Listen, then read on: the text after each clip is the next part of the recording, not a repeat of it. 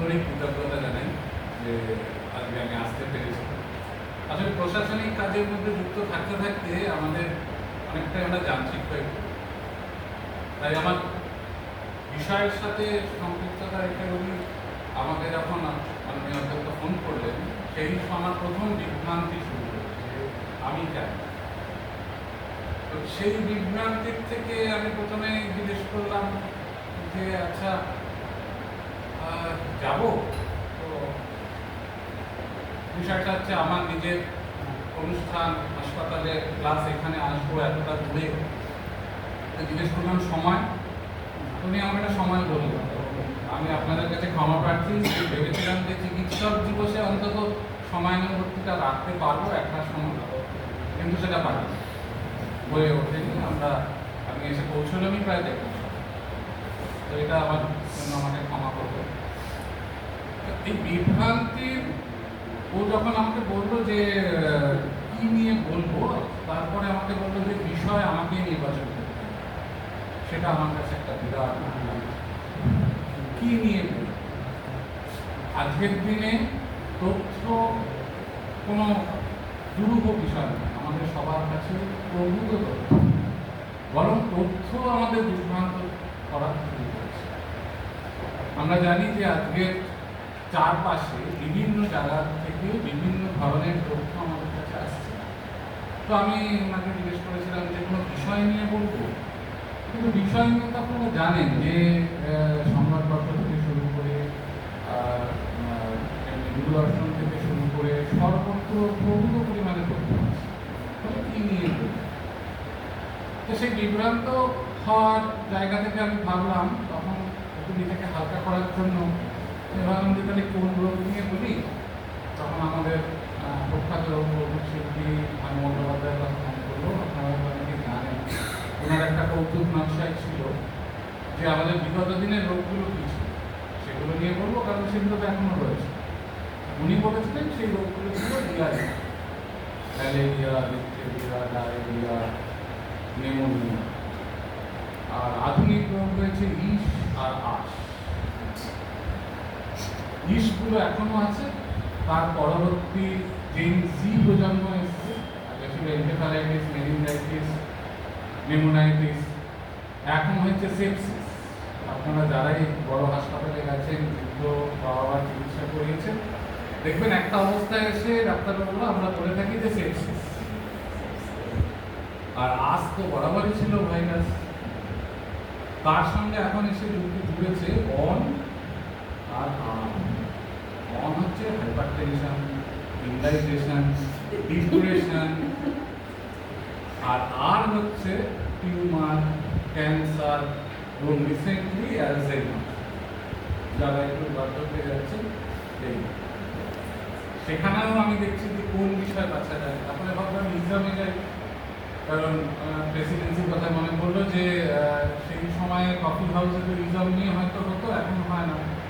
তো আমাদের তো ইজম আছে ডাক্তার, হাইপোথাইরয়েডিজম, হাইপারথাইরয়েডিজম, আর একদম ছোট বাচ্চাদেরও ছাড়েনি। দেখবেন এখন ভীষণভাবে এসছে অটিজম। তো সেগুলোও রয়েছে। কিন্তু এই সব কিছুর মাঝখানে যেটা সবচেয়ে বড় সমস্যা, মানে আমার বিভ্রান্তির বিষয়, তাহলে কোনটা নিয়ে বলা, যাতে এটা কোনোটারই তথ্য আপনাদের কাছে অমিল নয়। আপনার হাতে মুঠো ফোন আছে, সেখানে আপনি দেবেন, তার সাথে সাথে প্রভূত পরিমাণে তথ্য, ঠিক আছে? তাহলে আপনি কীভাবে করবেন? তখন আমি ভাবলাম যে তাহলে আচ্ছা আমরা পেছন দিকে তাকাই। চিকিৎসা বিজ্ঞান কি কখনো বিভ্রান্ত ছিল? চিকিৎসা বিজ্ঞান বিষয় কি একদম আমরা কীভাবে এগোলাম? তো ইতিহাস যদি আমরা ঘাটতে যাই, আধুনিক চিকিৎসা যদি হিপোক্রেট বলেন, তাহলে উনি শুরু করলেন, উনি চারটে বিষয়কে, চারটে গ্রিক ভাষায় ওনারা বলেন human, yellow bile, black bile, blood and হচ্ছে কি আপনার কোলে কোলে কোলে না ফ্লেম কোলে কোলে বলে, সেটাকে বলে ফ্লেম। যেটা আমাদের আয়ুর্বেদ শাস্ত্রে যদি আপনি আসেন, তাহলে আমাদের হচ্ছে গিয়ে পঞ্চভূত, পঞ্চভূতের থেকে আসছে হচ্ছে গিয়ে ত্রিদশা, ত্রিদশাতে হচ্ছে বায়ুযুক্ত কফ।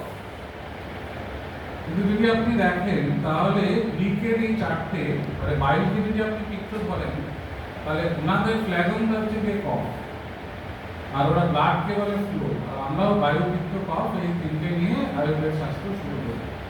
কিন্তু পরবর্তী ক্ষেত্রে এবং এই যেটা বিভ্রান্তিটা তৈরি হয়েছিল একদম খ্রিস্টপূর্বাব্দ ৩য় শতকে যদি আপনি যান, অ্যারিস্টটল যখন বলছেন তখন উনি মানব দেহের কেন্দ্রে এনেছিলেন হার্ট, হৃৎপিণ্ড। উনি ওনার যে ধারণা ছিল উনি ধারণা করেছিলেন, কারণ সেই সময় সব ব্যবস্থা ছিল সেইভাবে ওনারা করেন। কারণ ধর্মীয় কারণে আপনারা জানেন আমাদের যে ধর্মীয় আচার অনুষ্ঠান তাতে মৃত ব্যক্তির উপরে কাটাকাটি বিষয়টা ছিল না, মমিফিকেশন হতো, তার একটা নির্দিষ্ট পদ্ধতি ছিল, সেগুলো বিভিন্ন ধর্মস্থানে হতো এবং সেখানে সেটা একদমই সাধারণ মানুষের থেকে সেটা বাইরে। কীভাবে ওনারা করতেন, কী পদ্ধতিতে করতেন এ নিয়ে পরবর্তী ক্ষেত্রে অনেক গবেষণা হয়েছে, বিতর্ক হয়েছে, কিন্তু সাধারণ কারোর কাছে এটা ছিল না। তো সেই জায়গাতে দাঁড়িয়ে ওই সময় উনি হৃৎপিণ্ডকে পড়েছিলেন এবং হৃৎপিণ্ডতে কীভাবে ওনারা ধারণা করেছিলেন যে হৃৎপিণ্ড থেকে শক্তি উৎস, যে শক্তি মানবদেহ পরিচালনা করে এবং মস্তিষ্ক, সেই মস্তিষ্কের কাজ কি হৃৎপিণ্ডকে ঠান্ডা রাখা। কীভাবে? ফুসফুসের মাধ্যমে, অর্থাৎ ফুসফুসের ভেতর যে হাওয়া চলাচল করে সেই হাওয়া চলাচল হৃৎপিণ্ডের ভেতর যে শক্তি উৎপন্ন হচ্ছে সেই শক্তিটাকে ঠান্ডা রাখছে, ফলে শরীরের মধ্যে একটা ভারসাম্য বজায় রাখছে, উষ্ণতা এবং শীতলতার ভারসাম্য বজায় রেখে সেটা চলে। পরবর্তী ক্ষেত্রে গ্যালেন সেই বিষয়টাকে নিয়ে আসেন এবং গ্যালেনও এটাই উনি দেখেছিলেন যে এর মধ্যে দিয়ে ওনার শুধু সংযোজন ছিল যে ধমনীর মধ্যে দিয়ে এই রক্ত চলাচলের মাধ্যমে, উনি তখন রক্ত বোঝাননি, উনি বুঝিয়েছেন যে এই যে আমাদের শক্তিটা শরীরের সচল রাখার যে শক্তি সেটা ধমনীর মধ্যে দিয়ে প্রবাহিত হয়, শিরা সম্বন্ধে ধারণা ওনার ছিল। কিন্তু গ্যালেনের প্রভাব এত বেশি ছিল খ্রিস্টপূর্বাব্দ ১ম শতক থেকে পরবর্তী ১৫০০ বছর উইলিয়াম হার্ভি ১৬২৮ খ্রিস্টাব্দে উনি এই পুরো হৃৎপিণ্ড এবং শিরা ধমনীর পুরো বিষয়টাকে আনার আগে পর্যন্ত এই ১৫০০ বছর কিন্তু এতটাই ওনার প্রভাব ছিল চিকিৎসা শাস্ত্রে। তারপরে উইলিয়াম হার্ভি প্রথম দেখান যে শিরা এবং ধমনী এবং হৃৎপিণ্ডের সঙ্গে এটা একটা বদ্ধ আবদ্ধ অর্থাৎ ক্লোজ সিস্টেম আমরা যেটাকে বলি সেটার মধ্যে দিয়ে এটা, কিন্তু তাদের কি বিভ্রান্তি কাটলো না, তার পরবর্তী ক্ষেত্রেও হলো। তার পরবর্তী কন্ট্রিবিউশন ছিল হচ্ছে Leonardo da Vinci. Leonardo da Vinci হচ্ছেন গিয়ে প্রথম মানুষ যিনি প্রথম বর্ণনা করেছিলেন, যদিও উনি সারের হৃৎপিণ্ডের উপর পরীক্ষা করে বলেছিলেন যে হৃৎপিণ্ডের 4টে কক্ষ আছে এবং আজকের দিনে যেটা আমরা সবচেয়ে বেশি দেখে থাকি হার্ট অ্যাটাক, অর্থাৎ এই হার্ট অ্যাটাক মানে হার্ট হৃৎপিণ্ডের যে কাজ করছে তার তো খাদ্য সমস্ত কিছু দরকার, তো সেটা তো শিরার মাধ্যমেই যাবে। তাহলে হৃৎপিণ্ডকে যে শিরা ধমনীগুলো মানে দিচ্ছে, শিরা ও ধমনীর হৃৎপিণ্ডের শিরা ধমনীগুলো কোনোভাবে যদি আটকে যায়, সেখানে যদি কোনো বাধা সৃষ্টি হয় তাহলে আমাদের হৃৎপিণ্ডের সেই অংশটা কাজ করা বন্ধ করে, সেটা আমরা আজকের দিনে জানি যে ইনফাকশন, অর্থাৎ হৃৎপিণ্ডের স্ট্রোক বা মায়োকার্ডিয়াল ইনফাকশন সেটা আমরা বলি।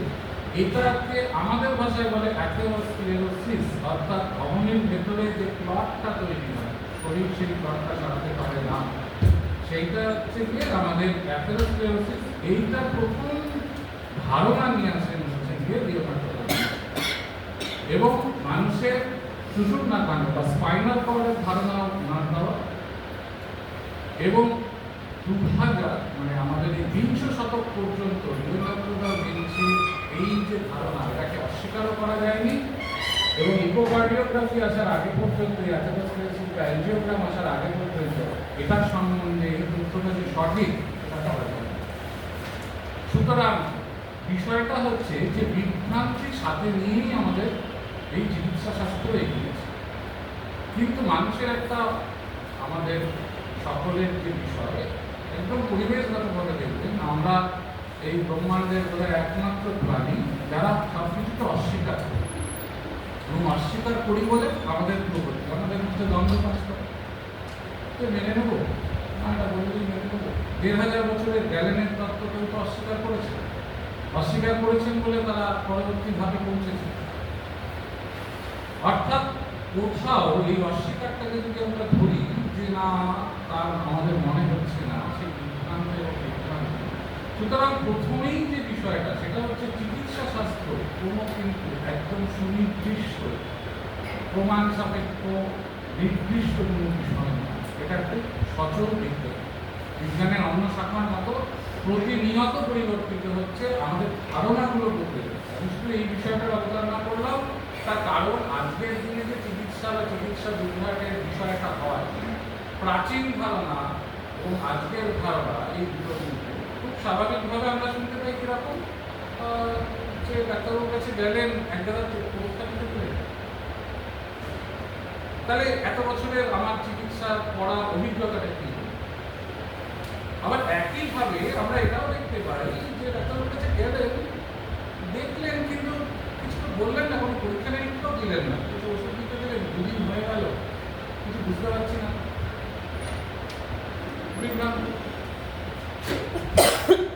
সঠিক আমরা কোন জায়গাটাতে দাঁড়াবো? পরীক্ষা মানে হচ্ছে কি প্রমাণ সাপেক্ষ? বিজ্ঞান তো তাই বলে। আপনার মনে হচ্ছে আপনি পরীক্ষা করুন, আর নাকি আমরা অভিজ্ঞতার দিক দিয়ে আমরা নির্ভর করি। এবার মুশকিল হচ্ছে আমরা মানুষেরা দুটোই চাই। আমি এই চিকিৎসা বিজ্ঞান পড়ার আগে দীর্ঘদিন ধরে ছোটবেলা থেকে সৌভাগ্য বলুন বাড়ির বিভিন্ন মানুষের চিকিৎসা সংক্রান্ত ব্যাপারে হাসপাতালে ঘুরেছি এবং সেখানে বিভিন্ন ডাক্তারবাবুদের দেখার সৌভাগ্য হয়েছে, দেখেছি সব কিছু। ফলে চিকিৎসার বিবর্তনটা মানে আস্তে আস্তে পরিবর্তনটা আমরা দেখতে পাচ্ছি। এখন যেমন পরীক্ষা নিরীক্ষাটার বিষয়টা এমন এসে দাঁড়িয়েছে, আমার হাসপাতালে একজন রোগী যদি 4 বার ভর্তি হন পেটে ব্যথা নিয়ে 1 মাসের মধ্যে, তার 4 বার আল্ট্রাসাউন্ড করে সরকারি হাসপাতাল কিছুটা একটা সে পাবে।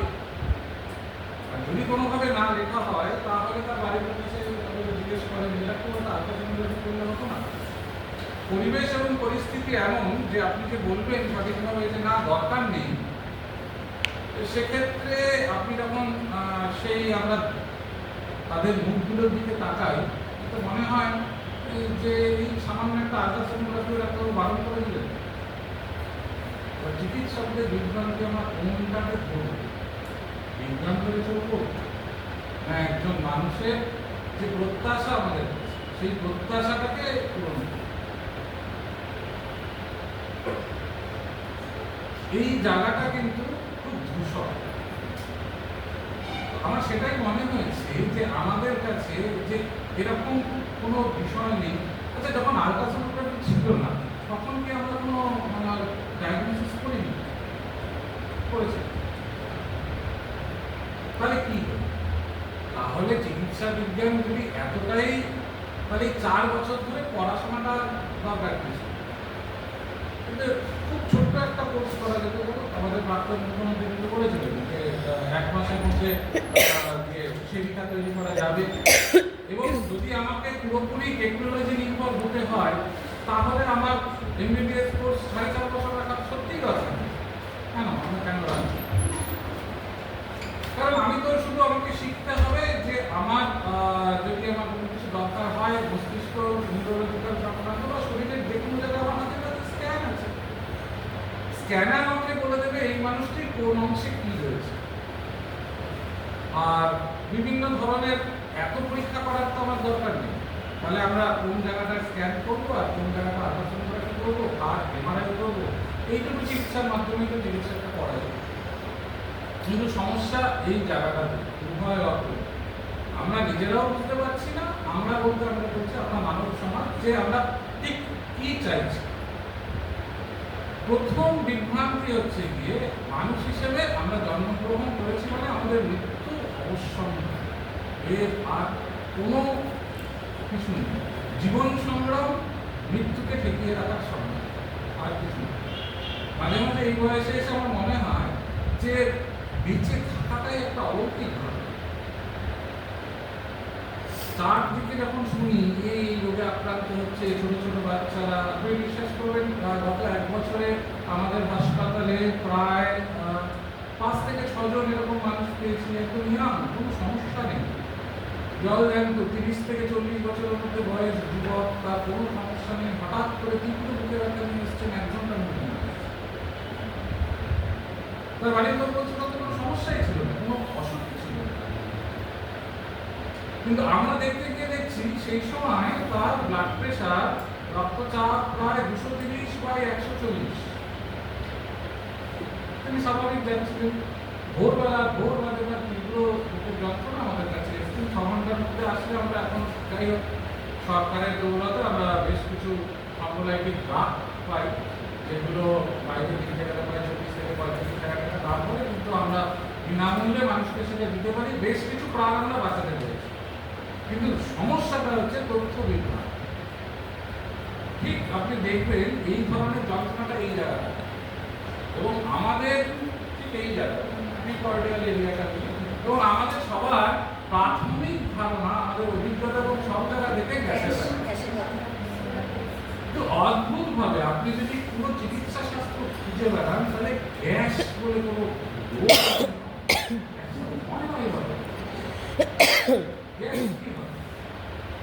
হ্যাঁ, তাহলে পেটটা ফুলে ওঠে। দ্যাট ইজ আমরা যে প্রতি মুহূর্তে শ্বাস নিই, ভোগ দিই, তার সঙ্গে কিছু বায়ু আমাদের যেতে ঢুকে যায় এবং খাদ্যনালীতে সেই বায়ুগুলো থেকে যায়। সেই বায়ু যদি নিঃসারিত না হয় বা নিঃসরণের সুযোগ না হয় তাহলে কিন্তু শরীরের ভেতর গ্যাস কিভাবে তৈরি? আপনি বলতে পারেন অ্যাসিড আছে, নিঃসন্দেহে আমাদের পাকস্থলীতে যে অ্যাসিড আছে, হাইড্রোক্লোরিক অ্যাসিড, তার পিএইচ প্রায় 2.5। যারা কেমিস্ট্রি বা ফিজিক্সের আছে তারা বুঝতে পারবেন যে কি তীব্র অ্যাসিড। দেখবেন বাচ্চারা যখন বমি করে, আগে যখন এই আমাদের ভিট্রিফাইড টাইলসের নিচে ছিল না, সাদা হয়ে সেই জায়গাটাতে তীব্র অ্যাসিড। তবে সেই অ্যাসিডের মধ্যে পড়ে আমরা যে মাংস খাচ্ছি, বিরিয়ানি খাচ্ছি, হজম হচ্ছে, শরীর তো হজম হচ্ছে, পাকস্থলীও তো একটা চামড়ারই বিষয়, তাহলে শরীরে তো সেই প্রতিরোধ ক্ষমতাটা আছে। অর্থাৎ আপনি যদি ভোরবেলা কোনো মানুষের, আমরা যদি খাদ্যনালীতে একটা রাইস টিউব ঢুকিয়ে আমরা যদি সাকশন করি, সেটাকে টেনে বার করি, প্রায় 150 থেকে 200 ml অ্যাসিড পাওয়া যায় এবং তা দিয়ে আপনি নির্দ্বিধায় আপনার বাড়ির যে কোনো জিনিস পরিষ্কার করতে পারেন, কোনো অসুবিধা হবে না।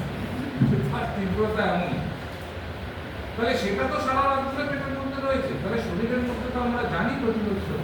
তাহলে প্রাচীনকালের এই ধারণাটা ভুল নয় যে ব্ল্যাক বায়ু বলুন বা বায়ুযুক্ত কফ বলুন, যাই বলুন, শরীরে ভারসাম্যের সমস্যা হওয়াটা হচ্ছে রোগ, আর ভারসাম্য ঠিক থাকাটা হচ্ছে জীবনশৈলী। তো আমরা যখন এখন এই বয়সে এসে আমার অভিজ্ঞতাতে আমি সবাইকে যেটা বলার চেষ্টা করি যে সুস্থ আছেন এটা বুঝবো কি করে, কোনটা সুস্থতা? যদি রাতে নিচ্ছিদ্র নিদ্রা হয়, মানে আপনার কোনো সমস্যা নেই, আপনি বেশ ঘুমোলেন, বিছানায় শুলেন, 5-7 মিনিট তো লাগেই ঘুম আসতে, কারোর শুলেই নাক ডাকে, কারোর নাক ডাকাটাকে পাশ কাটিয়ে ঘুমোতে একটু সময় লাগে না। এটা এই কারণে বললাম, এই সমস্যা নিয়ে যেহেতু নাক কান গলার বিশেষজ্ঞ হিসেবে আমাকে কাজ করতে হয়, সেই জন্য এই সমস্যাটা 3টে বিষয়ে রোগীর কোনো সমস্যা থাকে না। যারা নাক ডাকেন, এটাকে এখন আপনারা শুনবেন অবস্ট্রাকটিভ স্লিপ অ্যাপনিয়া, এটা তাদের রোগীর কোনো সমস্যা নেই, সমস্যা তার পাশে। আহার হচ্ছে গিয়ে শিশুদের সমস্যা, মায়ের খাচ্ছে না, এই সমস্যার তো আমরা সমাধান করতে পারি। আচ্ছা বলুন, একটা শিশু কতটা খায়? দুধ খায় না, ওকে 1 বোতল দুধ খায়। আচ্ছা 1 বোতল দুধে আপনি 6 অংশে 6 চামচ দুধ দেন, 6 চামচ দুধ, তাহলে সে ভাত থেকে 6 চামচ খায়, 6 চামচ। মায়ের মন মানছে না, এতটা দুধ খায় আর 6 চামচ ভাত, তো হবে না। আপনি কোনোভাবেই কাউকে কনভিন্স করতে পারবেন না যে আরে একটা শিশু যখন সে খাবার শুরু করবে তার পাকস্থলীর আয়তন 30 ml, বা একটা আমাদের চায়ের চামচের যে আয়তন হয় 5 ml আমরা ধরে নিই, বা 5 গ্রাম আমরা ধরে নিই চিনি থাকে, বা 5 ml আমরা ধরতে পারি বড়দের, তাহলে তো সে 5-6 চামচই খাবে, তারপর তো তার পেট ভরেই যাবে। কিন্তু আমরা সবাই জানি খাওয়ার বিষয়টা শুধু পেট ভরা না, মন ভরার বিষয় আছে। এবার বাচ্চার তো সেই সময় মন কেউ বোঝে না, তো মায়ের মুখ মানছে না, তো খাওয়াতে হবেই। খুব সম্প্রতি আমার এক্স-রে যে টেকনিশিয়ান, তার বাচ্চা হলো, তার মানে তার স্ত্রী বাচ্চার জন্ম দিলেন, এবং আমরা সবাই জানি যে শিশুদের একটা জন্ডিস হয়। হ্যাঁ, তার কারণ পাকস্থলী কি বলে লিভার সেই সময় অতটা সামলাতে পারে না, সেই জন্য শিশুদের যে জন্ডিসটা হয়। আরেকটা হয় প্রথম যখন মায়ের দুধ খাওয়া হয়, এটাকে আমরা ব্রেস্ট মিল্ক জন্ডিসও বলি, বা নিওনেটাল জন্ডিস। নিওনেটাল জন্ডিস শিশুদের হবে, এবং সেটা কিন্তু আমাদের সঙ্গে তুলনা ও আজকে প্রথম লেফটেন্যান্ট এসেছেন, তো উনি বলছেন। ও আচ্ছা। তো এই বিষয়টা, আচ্ছা আমি একটা কথা বলি, হ্যাঁ, যেহেতু আমার বয়স 50 এবং আমি বলতে থাকলে হয়তো সময় লাগে না, আপনাদের কোনো কাজ থাকলে আপনারা নির্দ্বিধায় হস্তক্ষেপ করতে পারেন, সেটা আমার কাছে সতর্কবার্তা, অসুবিধা হবে না, সতর্কবার্তা। হ্যাঁ, একটা কাজ থাকতে পারে, তো এই জন্য বলতে আরেকটু দিন মিনিট 15 চলুন, দুটো বাজে, আমাদের দুটোই ছুটি হওয়ার কথা। হ্যাঁ ঠিক আছে, যখন করবেন আমার ভালো লাগছে। তো এই সেই ভদ্র মহিলা সন্তানের জন্ম দিলেন, তো এই শিশুকালীন যে জন্ডিসটা হয় সেটা মাত্রা হচ্ছে 17 পর্যন্ত, বিলিরুবিন 17 পর্যন্ত 5 দিন বয়সে স্বাভাবিক, অস্বাভাবিক কিছু। তো 7 দিন বয়সে তার জন্ডিস এলো 14, সেই মহিলা আমার টেকনিশিয়ানকে প্রবলভাবে বাধ্য করলেন যে বাচ্চাটিকে হসপিটালে ভর্তি করতে, এবং ওই সময় ওই জন্ডিসের চিকিৎসা হচ্ছে ফটোথেরাপি। তাদের আমরা সাদা আলোর তলায় রাখি, আগেকার দিনে বাচ্চাদের ওই কারণে রোদে ফেলে রাখা হয়, তেল মাখিয়ে রোদে ফেলে রাখা হয়, যাতে ওই জন্ডিসটা থাকতো না, বাচ্চাগুলো একদম কালো হয়ে যেত, জন্ডিস বোঝা যেত না, কারণ ফর্সা বাচ্চার জন্ডিস বেশি বোঝা যায়, কালো বাচ্চার জন্ডিস বোঝা যায়। তো সেই কারণে একটা বক্সের মধ্যে রাখেন, দেখেছি না, ইনকিউবেটরটা এটাকে বলে ফটোথেরাপি ইউনিট। কিছু না, সাদা আলোর তলায় 1.5 ফুট উপরে আপনাকে একটা সাদা আলো রাখতে হবে, যাতে ওই একটা পলিমারাইজেশন হয়, তাতে বিলিরুবিনটা বিলিরুবিনে কনভার্ট হয়ে যায়, এবং সেটা পায়খানার সাথে মিশে যায়।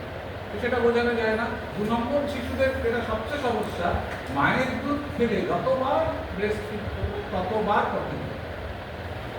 তার কারণ তার একটা বাচ্চা তো সে জানে না যে কোথায় পটি করতে হবে, সেটা তো সে যখন বড় হবে, তার সামাজিক গঠন যখন তৈরি হবে, তখন সে জানবে যে কোন জায়গাটা পটি করার, কখন পটি করা, সেটা তো তার সামাজিক শিক্ষা। একটা প্রাণী, বাঘ কখনো ভাবে কোথায় পটি করবো, পটি করবো, খিদে পেলে খেয়ে, কিন্তু মানুষের পক্ষে সেটা অসম্ভব, কারণ মানুষ অস্বীকার করে, পটি পেয়েছে আমি করবো না, আমাকে একটা জায়গা পেতে হবে, যে জায়গাটা এবং বদ্ধ খোলা ছাড়া পৃথিবীর সমস্ত প্রাণী খোলা জায়গায় করে, মানুষের সমস্যা হচ্ছে আমাদের বদ্ধ জায়গাতেই করতে হবে, এবং এখন সরকারিভাবে সেটাকে স্বীকৃত যে না, আপনি ওপেন জায়গাতে করতে পারবেন। হ্যাঁ, এটার সঙ্গে মজা করে বলছি, এটার সঙ্গে রয়েছে যে এটা একটা বিভৎস সমস্যা হয়েছিল, যে ইউরোপে যখন এই সংক্রমণগুলো হয়েছিল, এন্ডেমিকগুলো হয়েছিল, কিন্তু আপনারা যদি দেখেন ইতিহাস, তাহলে ওরা যখন কমোডের ব্যবহার করলো না, সেটা একটা ভয়াবহ পরিস্থিতি তৈরি হয়েছে। তার কারণ ইউরোপে কমোডেট চলে এলো, ওনারা কমোড বসালেন, এবং বসিয়ে সেগুলো পাইপলাইন দিয়ে ইংল্যান্ডে সব টেমস নদীতে নিয়ে গিয়ে ফেললেন, এবং স্বাভাবিকভাবে নদী থেকে ওনারা জল তুলে সাপ্লাই করতে শুরু করলেন, এবং সেটা সেই কমোড ব্যবহারের ফলে একটা ভয়াবহ সমস্যা তৈরি হয়েছে। এটা হাসির বিষয় না, যেমন ঝর্ণার জল খেতে কেন বারণ করা হয়? আপস্ট্রিমে কেউ যদি কাপড় ধোয় বা কাপড় কাচে, ডাউনস্ট্রিমে সেগুলো চলে যায়।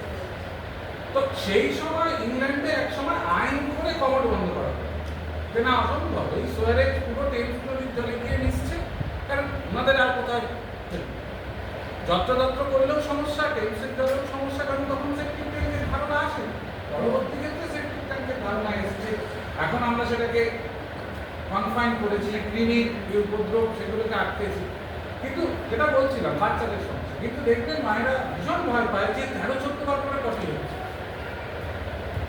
একটা বাচ্চা জন্ডিসটা স্বাভাবিক নির্দিষ্ট নিয়ম পর্যন্ত, একটা বাচ্চার দিনে যতবার মায়ের দুধ খাবে ততবার সে পটি করবে, এবং পটিটা হবে একদম গোল্ডেন ইয়েলো, আমরা আমাদের ডাক্তারি পরিভাষায় ছানা কাটা, কিছুটা জল, কিছুটা মল এবং ছাঁকা, এবং এটা দেখলেই মায়েরা আটকে। কারণ আমাদের দীর্ঘদিনের কনসেপ্ট কি, বেশ একটা ফর্ম জিনিস থাকে অথবা একটা মানে সম্পৃক্ত তরল বেরোবে, কিন্তু এরকম একটা অদ্ভুত জিনিস মদও আছে, জলও আছে, তার সঙ্গে ফেনাও আছে, এই বিষয়টা একটা কারণ আমাদের তো পেরেন্টিং ট্রেনিং হয় না, এবং মায়েরা খুব মানে মানে ভাবে। তারপরে আছে হাঁচি, বাচ্চা হাসে কেন, 8 বার 10 বার হাঁচি, এত হাঁচি হচ্ছে তাহলে সর্দি হলো না তো, স্বাভাবিক। তারপরে হচ্ছে কি হয়, বাচ্চাকে সবাই ঠিক করে শোয়াচ্ছে, ঠিক করে শুয়ে দিল, কিছুক্ষণ পর বাচ্চা ঘর খুব স্বাভাবিক, তার মুখে যে লালা জমছে সেটা গলার কাছে আসছে, ঠিক আছে। আর বাচ্চারা মুখ দিয়ে শ্বাস নিতে জানে না, মানে স্বাভাবিকভাবে আমাদের নাক দিয়ে শ্বাস নেওয়ার বিষয়টা আছে। দেখবেন বাচ্চাদের দুটো সমস্যা, নাক ছাড়াটা ওদের শেখাতে হয়, কারণ ওরা শুধু জানে নাক দিয়ে ভেতরেই যাবে, বাইরে বের করার পদ্ধতিটা না বাচ্চাদের হয় না। ফলে মোটামুটি 4-5 বছরের আগে আপনি বাচ্চাকে নাক ছাড়াতে পারবেনই না, এবং অবধারিত যদি খেয়াল করে দেখবে রাস্তায় মায়েরা তীব্র চেষ্টা করে যায় নাকটা ছাড়াতে, আর বাচ্চা ততটাই সা করে কেন।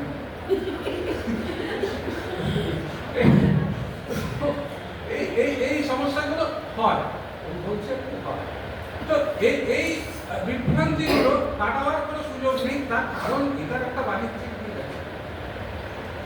কারণ আপনি যত ওই যে বললাম এই সব কিছুর মাঝখানে দাঁড়িয়ে কি তৈরি হচ্ছে, এই এতক্ষণ আমি কথা বললাম, আপনাদের মধ্যে কি তৈরি হচ্ছে, কনফিউশন। তারপরে তার উপর দাঁড়িয়ে আপনি কোনো ডিসিশন নেবেন। এই দুটো হচ্ছে স্বাস্থ্য মার্কেটিং এর প্রধান বিষয়। আপনার যত কনফিউশন থাকবে তত আপনি চিকিৎসক পরিবর্তন করবেন। দেখাটা ভুল করলো, ভালো করে দেখলো, আরেকজন বললো ওনাকে দেখাতে পারতেন, স্বাভাবিক তথ্য আপনার কাছে একদিকে তথ্য, আরেকদিকে আপনার কাছে অ্যাভেলেবিলিটি, আরেকদিকে আপনার কাছে অ্যাফোর্ডেবিলিটি, এই সবটা নিয়ে আমরা খুঁজতে যাই। এটা একটা খুব মজার ঘটনা ঘটেছিল, আমি যখন সব পাস করে এসেছি, সেই সময় বাড়ির পাস করা পৃথিবীর যত লোকের যত প্রশ্ন থাকে সেটা তো ডাক্তারদের জিজ্ঞেস করা যায় না, স্বনামধন্য চিকিৎসকরা গম্ভীর হন এবং তারা কিছু কথা বলেন, এবং আমাদের ধারণা যারা খুব মানে সাদা বাংলায় খিঁচিয়ে কথা বলেন তারা খুব বড় ডাক্তার, এটা একটা সম্পূর্ণ ধারণা। সেটা আমি অবাক করে দেখি যে সরকারি হাসপাতালে লোকে নির্দ্বিধায় ঘন্টার পর ঘন্টা প্রশ্ন করে, কিন্তু যে হাসপাতালে আপনাকে কাঁচের দরজা যেটা ঢুকতে হয় সেখানে কেউ ভিড়ও মারে না, সেখানে কেউ একটার বেশি দুটো প্রশ্নও করে। অর্থাৎ যেখানে বিনা পয়সায় চিকিৎসা হয় সেখানে প্রশ্ন করা যায়, যেখানে আপনি আপনার সঞ্চিত অর্থ জলের মতো ব্যয় করছেন সেখানে প্রশ্ন করার আগে আপনি তৃতীয় প্রশ্ন করার আগে ভাববেন আবার জিজ্ঞেস করবো, সমস্যা হয়। এটা আপনার কনফিউশন, এটাতে সুবিধা। সেই জন্য যত বেশি কাঁচের দরজা থাকে, যত আপনি নার্সিংহোমে যাবেন বা বড় হাসপাতালে যাবেন, কাঁচের দরজা অনেক বেশি, কারণ প্রত্যেকটা দরজা আপনার কাছে একটা মানসিক বাধা। আপনি এটা পেরোলাম, মানে এটাই আমার একটা স্যাটিসফ্যাকশন যে আমি এই দরজাটা পেরোলাম। একটা একজন গার্ড আছে, প্রথম দরজা আপনাকে জিজ্ঞেস করলো কোথায় যাবেন, আপনি এক জায়গায় গেলেন, পরের দরজা আপনি কোথায় যাবেন। সরকারি হাসপাতালে তো খোলা, আপনি ঢুকে প্রথমে সরকারি হাসপাতালে কনফিউশন অন্যরকম। আপনি আউটডোরে গিয়ে বললো আপনি 12 নম্বর ঘরে গিয়ে রক্ত পরীক্ষা করেন, মোটামুটি কোন বিল্ডিং এর 12 নম্বর আপনি পিজি হসপিটালে যান, কোন বিল্ডিং এর 12 নম্বরে ঢুকতে বলুন। তারপর লোককে জিজ্ঞেস করতে করতে 2-4টে বিল্ডিং ঘুরে তারপরে পাবেন। সাইনে যাচ্ছি, কিন্তু সাইনেতে তখন আপনি বিরক্ত হয়ে কোনো এমন একটা জায়গায় যাবেন যেখানে আপনাকে সমস্যা করতে হবে, কিন্তু সাথে কনফিউশনটা অন্য। তো এই মূল বিভ্রাটের মধ্যে আমি আসলে জায়গাটাকে ফিরে আসি, সেটা হচ্ছে যে আপনি নিজেকে কিভাবে দেখবেন। 1 নম্বর হচ্ছে এই যে বললাম নিশ্চিত নিদ্রা, শান্তি, ঘুমগুলো সকালবেলা উঠে আপনার বেশ ফ্রেশ লাগে, যে বাহ ঘুম হয়ে গেছে, বেশ ভালো কাজ করার, মানে এখন আমি একটু কাজ করতে পারবো। উঠলেন, ফ্রেশ ফ্রেশ হলেন, খিদে পেল, এই তিনটে যদি থাকেন আপনি সুস্থ, একদম সুস্থ, বাদ বাকি সব ভুলে যান। একটা জিনিস মনে রাখতে হবে যে যে কোনো মানব যন্ত্রই হোক, যে কোনো যন্ত্রই হোক, তার একটা হয় এবং কিছু না কিছু থাকবে। আপনি আমরা একটা পরিবেশের মধ্যে আছি, সেখানে বাতাস আছে, বাতাস তো আমাকে নিতেই হবে। বাতাসের দুটো কোনো থাকবে, আমি শহরে থাকি, গ্রামে থাকি, বিষয়টা সেখানে গ্রামেও হয়, আমি বাঁকুড়ার নর্থ বেঙ্গলে বিভিন্ন জায়গাতে কাজ করি। আপনি যে এখন অ্যালার্জি বলবেন, শহরে আমাদের প্রমোটিং এর জন্য প্রচুর পরিমাণে সিমেন্ট, বালি, এগুলো বাতাসে মিশে ধূলিকণার পরিমাণ প্রবল, শ্বাসকষ্ট প্রবল। আবার ঠিক ধান ঝাড়াইয়ের যে সময়টা আসে, সেই সময় গ্রামের দিকে বাতাসে যে ধূলিকণা থাকে। উত্তরবঙ্গে যদি আপনি যখন যান, তখন এপ্রিল মার্চ মাসে পাইন গাছের যে ফলগুলো হয়, তার থেকে যে হলুদ রেণুগুলো পড়ে, সেগুলো ভয়ঙ্করভাবে অ্যাজমা তৈরি। সুতরাং গ্রাম শহর কোনো বিষয় নয়, পরিবেশ এগুলো থাকবে, শরীর এগুলো মেলে না। কারণ শরীর তৈরি হয়েছে, প্রত্যেকটা প্রকৃতিগতভাবে আমরা তৈরি হয়েছি স্বাভাবিকভাবে লড়াই করার। মানুষ যখন সৃষ্টি হয় তখন তো জানা ছিল না যে ডাক্তার থাকবে, মানুষ তো সৃষ্টি হয়েছে। যদি আদম ইভ ধরে নিই, কোন ডাক্তার ছিল? আমরা এত বড় মানব বংশ তৈরি হয়েছি, কে তার ডেলিভারিতে কি অ্যাসিস্ট করেছে? আদম ছাড়া তো কেউ ছিল না, তার কোনো জ্ঞানও ছিল না। ডেলিভারি কি করে করতে? স্বাভাবিকভাবেই হচ্ছে। হ্যাঁ, তাহলে কি আজকে সেটা হবে? হবে ডিস্ট্রিবিউশন অ্যান্ড ডেলিভারি মাস। তার কারণ আমাদের কাছে প্রতিটা প্রাণের মূল্য রয়েছে।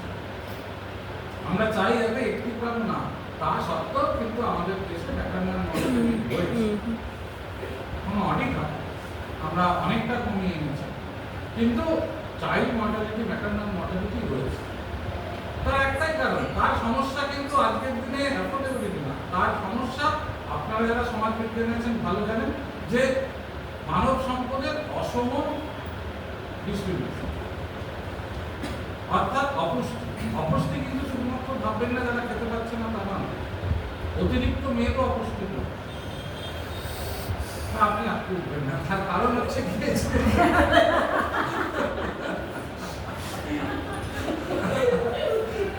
তার কারণ আমাদের সত্যি কথা বলতে, আমরা যারা এখন মানে বিষয়টা গালাগালি করে যায়, মানে আমরা যারা বুদ্ধিমত্তা দিয়ে চলি, মানে উপার্জন করি আর কি, বুদ্ধিজীবী বললাম না, বুদ্ধিমত্তার উপর বেঁচে আছি, তাদের কায়িক পরিশ্রম তো কম। যে ছেলেগুলো আজকে আমি দেখি যে 22 লক্ষ ছেলে মেয়ে নিট দিল, তাদের কি ভয়াবহ মানে অবস্থা যদি তাদের দেখেন, কি প্রবল মানসিক চাপের মধ্যে। পাবে তো 1 লক্ষ, এখনো পর্যন্ত 1 লক্ষ সিট আছে সারা ভারতবর্ষে, তার মধ্যে মাত্র 47,000 হচ্ছে কি অবৈতনিক, মানে অবৈতনিক মানে অ্যাফোর্ডেবল, বাকি সবই হচ্ছে প্রাইভেট সেক্টর, এবং সেগুলো একটা বিশাল খরচা। আমি যখন বলি যে আমি যখন ডাক্তারি করতে গেছিলাম, আমার বাবা আমাকে মাসে 350 টাকা পায়। এখন সবাই এরকম তাকিয়ে দেখে, 350 টাকা মাস, সত্যি 6 টাকা হোস্টেল, 294 টাকা মেস, আর 50 টাকা আমার মাস। এই দিয়ে আমাদের চলতে হবে। এবং শুধু আমি নই, সেই সময় আমাদের যারা আসতেন না, সর্বাধিক 500 টাকা বাড়ি থেকে আসছে। কারণ বাবা মাদের তখন ছিল না। 90-91 সালে সরকারি চাকরি হলো, বাবা মাদের মাইনে তখন ওই 1,500 টাকা 2,000 টাকার কাছাকাছি ছিল। কত কাটা যাচ্ছে সেভাবেই হতো। আজকের দিনটা যেরকম না, কিন্তু এদের যে প্রবল পরিশ্রম, দিনে 17-18 ঘন্টা তারা বসে আছে, প্রতিদিন প্র্যাকটিস করছে, একটা প্রবল প্রতিযোগিতার মধ্যে দিয়ে যাচ্ছে। সেই যাওয়ার পরে তারপরে কিন্তু শেষ হচ্ছে না। যে মুহূর্তে আপনি এমবিবিএস পেয়ে গেলেন, শুরু হয়ে গেল পরের লড়াই। এমডি পেয়ে গেলেন, 6 বছর 7 বছর কেটে গেল, তারপরের লড়াই শুরু হয় যে ডিএম করতে হবে। অর্থাৎ আমরা কিন্তু এই ডিগ্রির বেড়াজালে পড়ে যাচ্ছি। তাহলে আমি চিকিৎসা দেবো কবে, রোজগার করবো কবে, আমার জীবন শুরু করবো কবে? 18 বছর থেকে আপনি যদি একজন কার্ডিওলজিস্ট হয়ে বেরোতে চান, আপনার যদি কোনো রকম থাকে, তাহলে পুরো বিষয়টা 6 বছরের এমবিবিএস, তার সঙ্গে 3 বছর ধরুন 9 বছর, তার সঙ্গে আরো 2 বছর যদি সাথে সাথে পান, তাহলে 11 থেকে 12 বছর, অর্থাৎ 30 বছর বয়স আপনার পেরিয়েই যাবে। হ্যাঁ, 30 বছর বয়স আমাদের পেরিয়েই যাচ্ছে, তারপরে সে প্রতিষ্ঠিত হবে কখন? 30 বছর বয়সে সে স্ট্রাগল শুরু করলো, বাদ বাকি তো 10 বছর সবাই এগিয়ে চলে গেছে, তার মাঝখানে সেটা শুরু। তো ডাক্তাররা প্রবল কনফিউজ, তখন তাকে হচ্ছে তাড়াতাড়ি জীবনে প্রতিষ্ঠিত হতে হবে, তার কারণ সামাজিক চাপ, যে ডাক্তার হয়েছে কিছুই নেই, তিনি চেম্বারে যায়, আসে না, কেউ আসে না, নতুন ডাক্তার কেউ আসে না। আমি প্রথম অপারেশন করেছিলাম 2.5 বছর পর সরকারি ডাক্তার হিসেবে, আসে বেশ বলি, খুব বোঝে, হ্যাঁ করেন আর আসে। আমার হাজবেন্ডের সাথে এই জিনিসটাই হয়। সবার সাথে হয়। আর কারণ দেখুন স্বাভাবিক, আমি নতুন ডাক্তারবাবু আমি বলেছি, তো স্বাভাবিকভাবে আমি বললাম আপনার একটা অপারেশন করতে হবে। আপনি কাকে সাঁতাতে যাবো, কিন্তু শব্দ পাস করেছে, আপনি কোন জুতোর কাছে মানে মুচির কাছে জুতো সেলাই করেন যে আপনার চেনা মুচি? আপনি তো নিজের পেটটা কাটাবেন না, আপনার নিজের নাকটা কাটাবেন না, তো এটা স্বাভাবিক। এবার যখন আমাদের দশা তৈরি হয় তখন আমাদের দৃষ্টিশক্তি ক্ষীণ, হাত তখন কাঁপছে, তখন তো আমি বড় ডাক্তার, তখন আমার এত রোগী তখন সময় নেই। হ্যাঁ কিছু তো বলে, আর আপনি জানলে আসবেন না, আমরা জানি তাও জানি। তাহলে ওই যে বললাম ওই জন্য বিভ্রান্ত। তাহলে এই পুরোটার মাঝখান দিয়ে ফলে আমাদের একটা মিথ্যজীবী সহাবস্থান হয়ে গেছে। সুতরাং অদ্ভুতভাবে আমরা চাই, তার কারণ আমাদের একটা এক্সপেকটেশন থাকে সবার ডাক্তারবাবুদের কাছে, যে না আমি নিজের শরীরটাকে, আমার জীবনটাকে তার নিয়ে তার কাছে যাচ্ছি, আমি সুস্থ হব, আমি একটু স্বাভাবিক জীবনযাপন করব, আমার আগামী দিনগুলো মানে অন্তত ব্যাধিমুক্ত থাকবে, কিন্তু সবসময় সেটা হয় না। তার কারণ যত ওষুধ আমাদের কাছে আসে সেই ওষুধ কিন্তু 100% সাকসেসফুল ওষুধ থাকে না। কারণ আপনারা জানেন এটা স্ট্যাটিস্টিক্সের মাধ্যমে তৈরি। বাজারে কত ধরনের আপনার হাইপারটেনশনের ওষুধ আছে, প্রেশারের ওষুধ অসংখ্য। আমি আপনাকে একটা দেবো, আরেকজন ডাক্তারবাবু আরেকটা দেবে, কোনটা আপনার শুট করবে তো আমিও জানি না, হবে না। তার কিছু নির্দিষ্ট বিষয় আছে, কিন্তু তারপরে তার সাইড এফেক্ট, তার বাদবাকি এই সমস্ত কিছু জিনিসগুলো, ফলে বিভ্রান্তিটা কিন্তু মানুষের মধ্যে নয়, বিভ্রান্তিটা হচ্ছে গিয়ে এই বিজ্ঞানটার মধ্যেই, এবং আমাদের আশা আকাঙ্ক্ষা এবং তার সবকটা।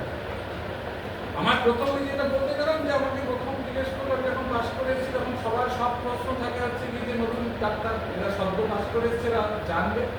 আমাকে এসে জিজ্ঞেস করলো যে আচ্ছা এই নাকের বেস্ট ডাক্তার কে কোথায়? বললাম আমি।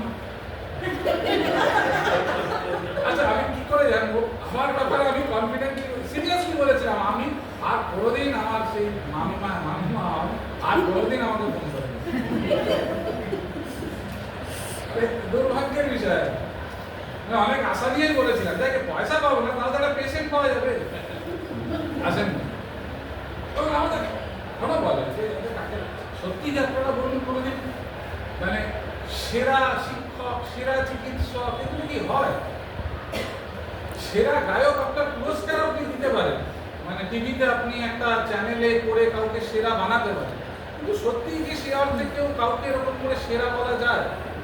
আপনার যেখানে কাজ হবে আমার সেখানে কাজ নয়, কারণ হিউম্যান এরর তো থাকবেই। আপনি 10 জন ইয়েকে ছাত্রছাত্রীকে দেবেন, সবাই কি সমানভাবে নিতে পারবেন? পারবেন। বা আপনিও কি সবার কাছে সমানভাবে পৌঁছতে পারবেন? পারবেন না। কোনো মানুষই কোনো মানুষের কাছে তার আশা সম্পূর্ণভাবে কেউ পাওয়া যায়।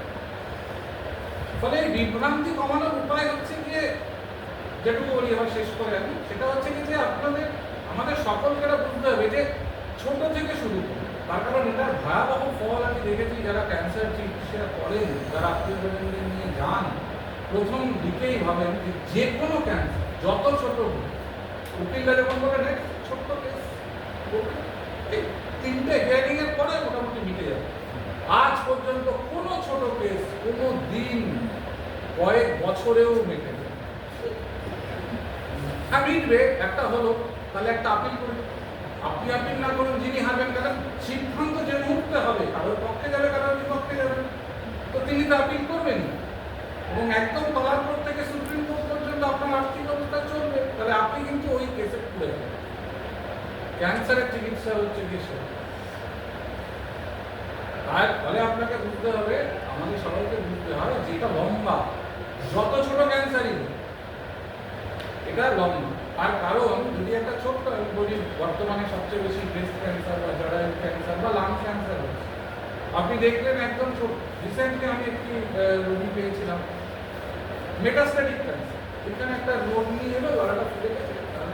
আমার প্রথমে দেখি ফোন করবো, আর কোথাও কিছু নেই, বললাম যে আপনি একটা এফএনএসি করেন, এফএনএসিতে ম্যানেজমেন্ট সেল।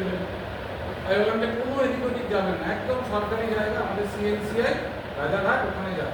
ওখানে গেলে পরে শুরুটা হঠাৎ করে বিখ্যাত জায়গায় চলে যাবেন না, কারণ আপনি ডায়াগনোসিস করতে আপনার অর্ধেক সামর্থ্য বেরিয়ে যাবে, চিকিৎসা তো পরের বিষয়। আপনি ওখানে গিয়ে আগে দেখান, ওনারা দেখলো অদ্ভুতভাবে কোনো প্রাইমারি সাইট খুঁজে পাইনি, কোনো প্রাইমারি সাইট। মেটাস্ট্যাটিক ক্যান্সার মানে হচ্ছে কি ছড়িয়েছে ক্যান্সারটা কোনো প্রাইমারি সাইট থেকে, কিন্তু তার সারা শরীরে পেট স্ক্যান করা, এমআরআই করা, কোনো জায়গায় কোনো প্রাইমারি। তাহলে এবার কি করা যাবে? মেটাস্ট্যাটিকের শুরু হলো, প্রথমে রে দিলেন, তার সঙ্গে কেমোথেরাপি শুরু হলো, এবং আলটিমেট এই জায়গাটা যেহেতু রে দেওয়া হলো, শ্বাসনালীর সমস্যা শুরু হলো, শ্বাসকষ্ট শুরু হলো, ট্র্যাকিওস্টমি হলো, এখানে দুটো করে মাল পরিয়ে দেওয়া হলো, সে ট্র্যাকিওস্টমি নিয়ে আজও ভদ্রমহিলা চলছেন। তার কারণ যেটুকু যাই হোক না কেন, আপনার যে মুহূর্তে কেমোথেরাপি শুরু হবে, এখনো পর্যন্ত আমাদের কিন্তু টার্গেটেড কেমোথেরাপি, শুধুমাত্র খুঁজে খুঁজে ক্যান্সার সেলকে দিয়ে সারা শরীরের মধ্যে কোটি কোটি কোষের মধ্যে শুধু আমি ক্যান্সার কোষটাকেই মারবো, এরকম নেই শরীরের কাছে। এটা আমাদের কাছে বিষয়, সেটা হচ্ছে আমরা সবাই জানি আরএনএ বা ডিএনএ ভেঙে যখন একটা কোষ তৈরি হয়, তখন তার একটা প্রুফ রিডিং সিস্টেম আছে শরীরের ভেতরে। শরীর কিন্তু নতুন যে ডিএনএটা, একটা কোষ ভেঙে যখন আরেকটা ডিএনএ তৈরি হচ্ছে, ক্রোমোজোম তৈরি হচ্ছে, শরীর তার প্রুফ রিডিং করে, পরেই একদম প্রকৃতিগতভাবে করে। এই প্রুফ রিডিং এ যদি কোনো গলদ থাকে, তাহলে সেটা ক্যান্সারে পরিণত হয়। অর্থাৎ আমার নাকটা এইটুকু হবে, কে বলে দিয়েছে? মানুষের নাক তো বেড়ে যাবে, আপনি দেখবেন কেটে গেল, জুড়ছে, এদিকের সেলও গ্রো করছে, ওদিক থেকেও কোষ গ্রো করছে, তাহলে তারা থামে কি করে? কে তাদের থামতে বলে? দুটো কোষ পরস্পর যখন এসে মিলল, তারা থেমে গেল, আর তো গ্রো করলো না। আবার কারো কারণ দেখবেন কাটা জায়গাটার উপরটা এরকম উঁচু হয়ে গেছে, আমরা আমাদের পরিভাষায় বলি কি লয় হাইপারট্রফিক স্কার। তাহলে কারোর হচ্ছে না, কারোর হচ্ছে, কিন্তু সেটা কিছু নয়। মানে এই কিলয়েড বা এগুলো আমরা ক্যান্সার বলতে পারি না কেন? তার কারণ এর অনিয়ন্ত্রিত গ্রোথ নেই, অনিয়ন্ত্রিতভাবে বেড়ে চলছে না। ক্যান্সার কিন্তু মারাত্মক নয়। ক্যান্সার কি করে? কোনো একটা শরীরের আপনার হলো, সে লাংসটাকে বন্ধ করে দেয়, তার কাজটা আস্তে আস্তে অকেজ হয়ে গেল, আমার শরীরের যে হারমোনি, আমার শরীরের যে ভারসাম্য নষ্ট হলো, আমার জীবন প্রবাহ স্তব্ধ হলো। এটাই হচ্ছে ক্যান্সারের মূল বিষয়। কিন্তু চিকিৎসা আপনি শুরু করবেন একদম তলার লেভেল শুরু থেকে। আপনাকে ভেবে নিতে হবে যে লম্বা যেতে। ব্লাড ক্যান্সার বাচ্চাদের ক্ষেত্রে কিছু ধরনের ক্যান্সার কমপ্লিটলি কিওর হবে, কিন্তু তার প্রথম 1-2 বছরের যে থেরাপিটা চলে, তারপরে 10 বছর ধরে তাকে যেটা করতে হবে। আজকের দিনে যে ট্রিটমেন্ট অ্যাভেলেবল, তার যে মূল্য, মানে তার জন্য যে আর্থিক সংস্থানের দরকার, এবং 10 বছর পর্যন্ত সেটাকে ট্রেনিং নিয়ে দেওয়ার দরকার। সুতরাং আপনাকে শুরু করতে হবে একদম স্বাভাবিক স্তর, লো প্রোফাইল জায়গা। সেরা সমস্যায় পড়লে পরে বিরাট বিভ্রান্ত আপনি হবেন। তার কারণ কেমোথেরাপি যেই মাত্র শুরু হবে, 3টে সাইকেলের পর শরীর নাও নিতে যাবে, তারপরে তার ব্লাড দাও, তারপরে তার ক্রিয়েটিনিন লেভেল বেড়ে যাবে, তারপরে তার চুলটে যাওয়াটা মনে হয় ন্যাড়া করে শুরু করলাম, অসুবিধা নেই, কিন্তু তারপরে তার শরীর নিতে পারবে না, 3টের পর থেমে যাবে। যদিও তিনি 6টা নিতে পারলেন, আস্তে আস্তে যেই রিকভার করবেন, কোথাও দিয়ে আবার একটু ফুটে উঠবে, রেকারেন্স, তারপরে ইমিউনোথেরাপি যাবে। সুতরাং আপনাকে শুরু করতে হবে, কিন্তু অধিকাংশ জায়গায় আমরা দেখি যে ঝাঁপিয়ে, প্রথম অবস্থাতেই ঝাঁপিয়ে। আমার প্রিয় মানুষ, আমার এখন আর্থিক সংস্থান আছে, আমি করে ফেলব, হয় না, এভাবে হয় না। সুতরাং বিভ্রান্ত বিষয়টা এমন কোনো চিকিৎসা বা এমন কোনো কিছু আলটিমেট ম্যাজিক সলিউশন নেই যে উনার কাজ করেছে বলে আমার কাজ করেছে। আগেকার দিনে যেরকম ছিল একজন হাউস ফিজিশিয়ান কনসেপ্টটা উঠে গেছে এখন, কিন্তু দয়া করে আপনারা চেষ্টা করবেন যে আপনার কাছে একজন ডাক্তারবাবুকে রাখা, যেই ডাক্তারবাবুর সঙ্গে আপনি মানে স্বচ্ছন্দে কথা বলতে পারেন, আপনার বিষয়টা জানাতে পারেন। বিরাট পাস করা ডাক্তারবাবুর দরকার নেই, আমাদের বিশাল কঠিন রোগ হয় না। আমাদের পরিবেশে আমরা বলি 70% মানুষের যা রোগ হয় সেগুলো চিকিৎসা, তার 50% চিকিৎসা আপনি করতে পারেন। এখন সবচেয়ে বেশি কি হচ্ছে? ভাইরাল ফিভার, যেটা বললাম আজ ভাইরাল ফিভার। ভাইরাল ফিভারের চিকিৎসা প্যারাসিটামল। কেউ কিছু না জানি বাড়িতে সবার প্যারাসিটামল আছে, কিন্তু প্যারাসিটামল এখন সবাই রাখে। শুধু আমরা কি বলি যে না রক্তটা পরীক্ষা করি না, যেগুলো ডেঞ্জার অর্থাৎ ডেঙ্গু যেন না হয়, মর্টালিটি রেটটা অনেক বেশি, ম্যালেরিয়া যেন না হয়, অর্থাৎ এই জীবাণু সংক্রমণজনিত রোগগুলো যাতে না হয়, সেইটার ক্ষেত্রে আপনাকে রক্ত পরীক্ষা করিয়ে নিতে হবে। কিন্তু অধিকাংশ ক্ষেত্রে এই যে শোনেন ডেঙ্গুতে মারা যাচ্ছে, আমাদের সরকারি জায়গার যে অভিজ্ঞতা তাতে হচ্ছে মানুষ এই প্যারাসিটামল খাওয়ার বিভ্রান্তি হচ্ছে যে 6 দিন 7 দিন আবার ডাক্তারের কাছে গেলে সারাদিন চলে যাবে, 500 টাকা প্রাইভেট গেলে 500 টাকা ভিজিট দিতে হবে, তার সঙ্গে 1,500 টাকা টেস্ট করতে হবে, তার সঙ্গে আবার 1,000 টাকার ওষুধ। সেটা এই অর্থনৈতিক অবস্থায় 3,000 টাকার ধাক্কা সাধারণ মানুষের পক্ষে সমস্যা। আচ্ছা দেখি না প্যারাসিটামল খেয়ে পারবে, কিন্তু ডেঙ্গু আপনাকে ছেড়ে দেবে। আমরা বারে বারে বলি একদম যেখানে সরকারি জায়গা বা যে কোনো জায়গাতে যান, টেস্ট কিছু এদিক ওদিক হয় না।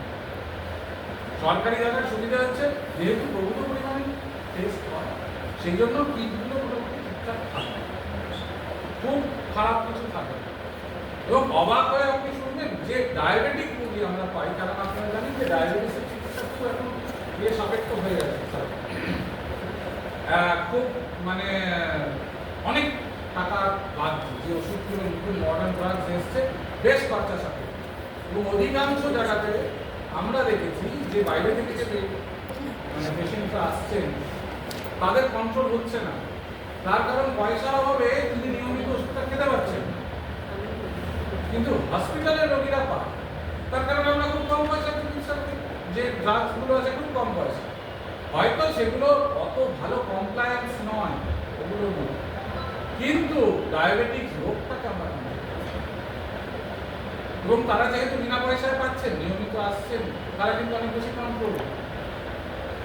আর বাইরে কি হয়, আপনার সময় হচ্ছে না ব্যস্ততার মধ্যে, ডাক্তারবাবুকে দেখিয়েছেন, কারণ আমার হসপিটালের রোগীকে পেশেন্টকে যেহেতু ওষুধটা দিতে আসতে হয়, তিনি প্রতি মাসে এসে চেক আপটা করিয়ে যাচ্ছেন। আপনি কিন্তু আপনার সময় বার করতে করতে 6 মাস 1 বছর পেরিয়ে যাবে, আপনি বুঝতে পারছেন না, তার মাঝখানে আপনি ওষুধ খেয়ে যাচ্ছেন, কিন্তু আপনার ব্লাড সুগার লেভেলটা সেই জায়গাতে আছে কি না, সমস্যা এখানে। যদি ক্রনিক রোগের ক্ষেত্রে চিকিৎসা করেন, বিভ্রান্তির শুরু আমাদের কাছ থেকে, না শরীরের কোনো অসুবিধা নেই, ঠিকই তো আছে, ওষুধটা তো খাচ্ছি, ঠিকই আছে, শরীরে কোনো কষ্ট হচ্ছে না। যদি আপনি কোনো ডাক্তারবাবুর পরামর্শে ওষুধ খান, তাহলে 3 মাস পর বা ওনার নির্দেশ মতো অবশ্যই যাবেন পরীক্ষাটা করেন। সুগারের পরীক্ষা বাড়িতে হলেও অনেকটা মাসে একবার করবেন। মানে ক্রনিক রোগে যেহেতু ডায়াবেটিসটা এখন প্রায় এন্ডেমিক হয়ে দাঁড়িয়েছে, করবেন। আর বিষয়টা হচ্ছে গিয়ে যে নিজে নিজে ডায়েট করবেন। আমরা সবাই চেষ্টা করি এটা বন্ধ করছি, ওটা বন্ধ করছি, সেটা বন্ধ করছি। মডার্ন কনসেপ্ট হচ্ছে ক্যালোরি নিয়ন্ত্রণ। আপনি কি খাচ্ছেন কিচ্ছু এসে যাচ্ছে। 2 লক্ষ বছর ধরে আমরা ভাত খাচ্ছি, 25,000 বছর ধরে মানে যে যা শস্য সিরিয়ালস খাচ্ছি, হঠাৎ করে আজকে আপনি অন্য কোনো একটা বিজাতীয় খাবার যেটা আপনার খাদ্য যন্ত্র নিতে পারছেন নিতে হবে না, ঠিক আছে? হঠাৎ করে আপনি একটা অদ্ভুত খাবার খান, হঠাৎ প্রফেশনের জন্য আপনার মেড ইজি, আপনি চট করে ফেলতে পারবেন। এখন সকালবেলা উঠে ভাত করে খাওয়ার সমস্যা, আপনার যেটা অ্যাভেলেবল আপনি খেলেন, ঠিক আছে, তার বাইরে ক্যালোরিটা মেনটেন করতে গেলে একবার পরামর্শ নিয়ে নেবেন, করে একটা ডায়েট করুন, সুস্থভাবে থাকুন। আর বিভ্রান্তির বিষয়টা আমি আপনাদের বারে বারে বলছি, একদম ছোটো জায়গা থেকে শুরু করুন, খুব ছোটো জায়গা থেকে শুরু করুন, যেখানে আপনার কাছে যার সঙ্গে কমিউনিকেট করতে পারছেন তার পরামর্শ নিন, ধাপে ধাপে। কখন এরকম ভাববেন না একদম সেরা স্পেশালিস্টের কাছে গিয়ে আমি সব কিছু খরচা করে দিলাম, তারপর লাস্টে আমার হসপিটালের বিশাল সমস্যা হচ্ছে গিয়ে সমস্ত হসপিটালে যখন তারা ভেন্টিলেটরে আর টাকা থাকে না, তখন আমাদের কাছে রিকোয়েস্ট করে ডাক্তারবাবু রাখা যাবে, নিয়ে নিতে হয়। বৃদ্ধ বৃদ্ধাদের অবস্থা খুব খারাপ। আমি যখন প্রথম সার্জারিটা করে শেষ করি হসপিটালে গেছিলাম, এক বৃদ্ধা পুজোর আগে তার ছেলে মেয়ে করছে ভর্তি করে দিই। ভর্তি করার তো দরকার নেই।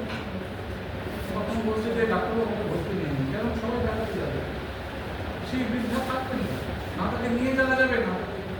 সেই জন্য পুজোর সময় আমাদের পাবদা হসপিটালে বৃদ্ধ বৃদ্ধারা থাকে, তার কারণ বাড়ির সকলে বেড়াতে যাবে।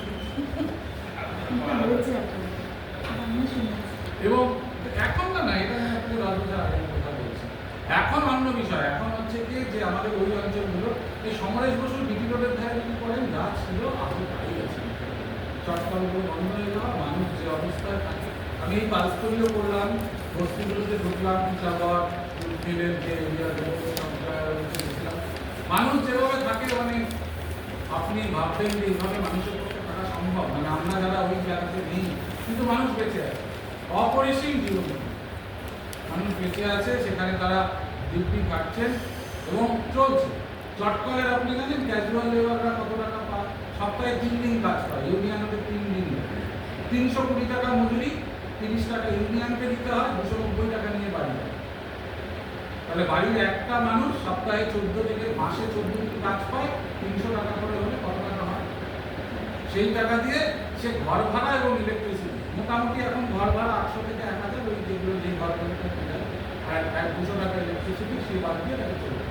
তার পরিবারে যদি 3 জন আরেকজন থাকার মতো থাকে, সে পাবে, না হলে পাবে না। আর ইউনিয়ন যদি বোঝে না এক পরিবারের 2 জনকে দেবো না, তাহলে দেবে না।